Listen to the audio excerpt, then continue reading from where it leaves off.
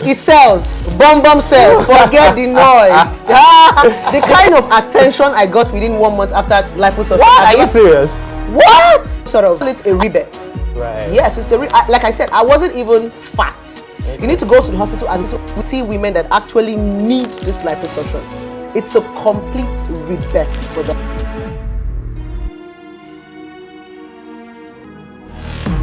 Hey guys, welcome to another amazing episode of Lunch Date with Vanguard.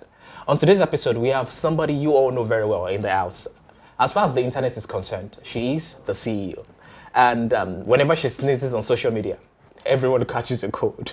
Ladies and gentlemen, blessed CEO. Blessed, it's good to have you in the house. Same here. Thank you so much. You know what? When I heard about your liposuction, I decided to. I did a little research, like, okay, what's she going to feed on? Because we know that you need to feed the fat.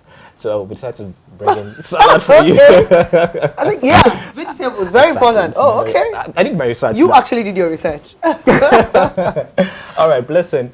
So, when people just when they hear the name Blessing, a lot of people think controversy. A lot of people think, hey, voila. But we would love you to just tell us your story. I think Blessing is a very simple personality, funny enough, but I think she understands the public. Public, they like noise, they like controversy. And because we have a lot of content creators, we have a lot of creative minds, we have a lot of talented people, you need to be different. Right. If you're normal, nobody's going to hear you. So what people call controversy is when you want to say something out of the norm, if you want to take it from a different perspective, because there is nothing I say that they've not heard. Right. I just say it in a very blunt way or in a more straightforward way. Right. So I think I'm just a simple personality. I don't get wala. I just like to speak my mind. So I used to say, oftentimes I just carry the mirror and they just hate their reflection. Right. So when you see yourself in that mirror, I'm not the problem, it's just the reflection. And a lot of people don't just like to change, they don't like correction. So when you're trying to correct them or you're saying something that connects to their bad habits or character, they pick offense. So just... Wow, I can imagine. But, I mean, how do you cope with all the comments on your posts? So there are a lot of people come with negative comments. Yeah. You check Twitter. There was a time you were trending on Twitter. I'm like, oh my God, what has she done again? But how do you cope with? How do you take all those comments? I see them as noise. Right. Yes, because the social media is different from reality. I've never experienced hate in my entire life. Everybody that sees you in real life, oh my God, I love you, Blessing. So I feel it's just the keypads, and they are young children. Yes, and a lot of young people on social media, they don't comprehend, they don't read, they just attack. So at the end of the day, sometimes when you even read the comments, you'll be like, why are they even attacking her? They don't read. So the moment they just hear Blessing CEO, the name alone, this girl again, she's not coming again. So to me, I see it as noise. They're just noisemakers. Their noise does not stop me from dropping the next video. So if it was actually affecting me, I wouldn't even be dropping just noise. Wow, that's a good one. When I stepped in here, I saw this picture. Oh, okay. And I'm like, how recent is this photo? Yeah, very recent. Like 2 months ago. So that was after the... No, before my liposuction. Oh, we need to upgrade. We need an upgraded photo.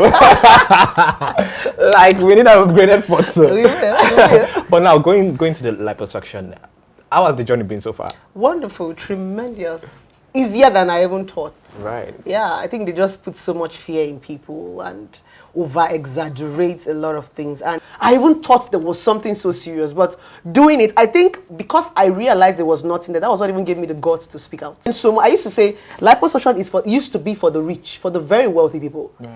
It wasn't even for people who travel outside the country. Why would you spend so much money to enhance your body and people will now come and start? No, it doesn't make sense. So it's been wonderful. The journey has been super duper. Where did they take the fat from?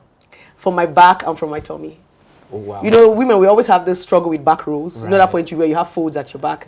And tubes and tires. I had tubes and tires. I've had 2 kids. So not like I had a very big tummy, but I had this little bulge. I used to be a very skinny person. So I wanted to go back to that skinny, fine girl that not like I didn't, funny enough, I wasn't fat. Even when I went to the hospital, the doctor was like, your body is okay. But I'm like, no, I know what I want. Right. And for where I'm going to, in the show business, no matter how people want to make noise, your look, they see you before they know you. Yeah, so if you want to remain in the limelight, you have to look a certain way. For me, it was for my career and for myself. I want to look a certain way. I still want to look beautiful, young. When I see beautiful actresses in their 40s looking I said, no, we need to maintain this body. So.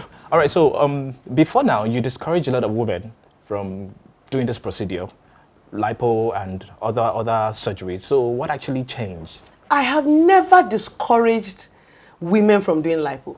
Maybe it's just the videos that the bloggers, I've never discouraged. The only thing I've ever said in my video was, if you must do liposuction, don't do it for a man.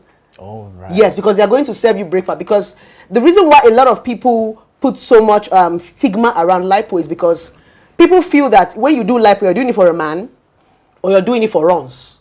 Because the younger girls have messed up that narrative. So when you do lipo, it's as if you get one man where you want to impress. So and oftentimes when these girls do this liposuction, they go still serve you breakfast. Dig into it. But while we do this, okay, you're talking about ladies and not doing the procedures for men. So far, how is your DM like? Has it been popping? I'm going to tell you the honest truth though. It sells. Bum sells. Forget the noise. The kind of attention I got within 1 month after liposuction. What? Are you serious? What? No. The problem with Nigeria is that we are hypocrites. That's our problem. Are you serious? We live in denial. Do you know the kind of, anytime I talk about anything concerning my bum, do you see the kind of traffic I get? Yeah. So how come they complain about the same thing that you don't like? No, there is, because it gives you some sort of, I call it a rebate. Right. Yes, it's like I said, I wasn't even fat. Okay. You need to go to the hospital and see women that actually need this liposuction. It's a complete rebate for them. And I'm so impressed, even the hospital I used, I see men bringing their wives. Oh, I'm so, yes. The last person I met in the hospital, she saw me, she hugged me, she was like, the husband was saying, it's because of you my wife did that. Are you serious? Yes. More light to it. People always say that after liposuction, you're not stand up for 7 days. 2 days I was up, and I was awake during the surgery. So there were so many lies and so many myths that were surrounding the whole lipo stuff. Some people get to say, after lipo, will you have children? Are they touching your womb? They're not touching your womb. They're not touching your muscle. You have no business. Some people say, after lipo, are you going to make love? What? They're not touching your private part. So you see the naivety. It has nothing. The only thing about lipo is just the discomfort. Okay. Not pain. It's just like pregnancy. When you're pregnant, you don't lie on your tummy, you lie on your side until after pregnancy. So after lipo, you don't lie on your, like you don't lie with your back. Which oftentimes the best way to even sleep is on your tummy. That's the safest way to sleep. So you sleep on your tummy, you sit, you don't lie for like maybe 2 weeks or 3 weeks. Okay. You just lie down or you stand, you just walk around. Because they transferred fat to your butt. So if you sit, you are suppressing the fat. The fat had to, circulate around the muscle. Right. Like that's the healing process. Then after 3 weeks, you start to sit with the lipo pillow like I'm sitting right now. No, I was gonna go there. Like you came with a pillow. Yes, it's a lipo pillow because you have to like stretch your back. You don't have to sit on your butt. The pillow even makes it very comfortable. You're sitting on your towel. So after 3 weeks to 1 month, you're good to go with your normal life. It's like breaking your leg and tying bandage for a while for it to heal. So when I see people saying, it's so discomforting, and I tell them, but you guys will hang your leg for 3 hours. Okay, that conversation for another day. Again, congratulations are in order about this you're building here. Oh, thank you so much. It's amazing. So what are you going to do here basically? This is a therapy lounge, a relationship therapy lounge where people come in and talk about their relationship wahala. Because going through Lagos as a whole, we barely find that. That's why you see a lot of people go on the media. You see even celebrities these days, they square in their home, but they don't run go social media. There is no proper place when people go in for counseling apart from churches. Right. So this is a relationship therapy home where you can walk in, instead of go and make noise on the social media with your social media in-laws that is not going to help you. Come here and talk to a professional that understands that marriage has ups and downs. Because sometimes when we take our marriage to social media, you see them making noise as if it's very normal to fight. But when you come to counselors, they know that it's a normal. When you come and tell the counselor the things that people are condemning you for, we know that it's normal in marriage. People pack out and pack in. I know my mom packed out of her home almost 25 times. Came back. It was a normal stuff. But these days, when you pack out, the social media people will now help you worsen. They make you look as if you did one bad thing. No, it's just normal. You break up and you make up. So I looked around and I'm like, people don't have that, and that's what I do on the social media. I think it's coming at the right time because right now, when you go online, you see a lot of women complain about domestic violence, and they still don't get to leave their house because they feel like they have nowhere to go. Like you ladies could go back to your family, but they're like, no, if I live here, why should I go to my mom, my parents? It's the shame, and all that. I think it's a good one. But If I may ask that, what do you have to say about marriages breaking up these days? I think it's becoming very. It still boils down to what we're talking about. People need to understand when you come for therapy, you understand that thing going on in your marriage is not strange. Right. It happens everywhere. So the only thing therapy does for you is just tell you the limits to which one you can bear. To say, okay, no, I don't want this one. No, I want this one. But often things people run away from are normal stuff. I've been married before and I've been divorced. I know what I bared in the marriage before I finally said, I don't want to do it again. It got to a point whereby mine was domestic violence. But when it's still the normal home misunderstanding, it's something that can be sorted. It happens in every home. So you see people wanting to leave their home concerning things that are very, very normal. Things that they could talk about. So that's what I see therapy. Therapy wasn't something that was, no. Is she okay? Is she normal? So I started getting interest about relationship therapy when I came out from my previous marriage. I realized that I desperately wanted to share. Because when I was going through my own depression, my own marital wahala, there was no blessing CEO to talk. There was not even somebody to talk to on the internet. We didn't have all that. So I made so many mistakes. I struggled. It's like you fell and you lifted yourself. I used to tell people that people think I'm controversial. I have made mistakes that the internet did not even capture, maybe before I became a public figure. Do you understand? So I see a lot of people also. What was I looking for in my time of depression? Just somebody to hear me out. I just wanted to be heard. Oh, that is beautiful. I saw your magazine when I came in here. It's breakup or makeup. Yeah. Breakup or makeup therapy. Lounge, yeah. Right.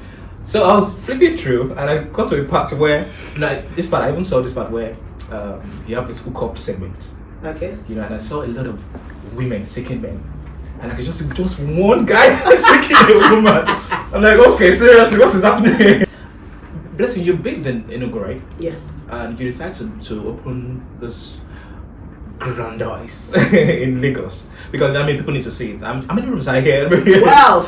What? It's a 12-bedroom duplex and everything is for therapy. Right. So do you tend to employ different people?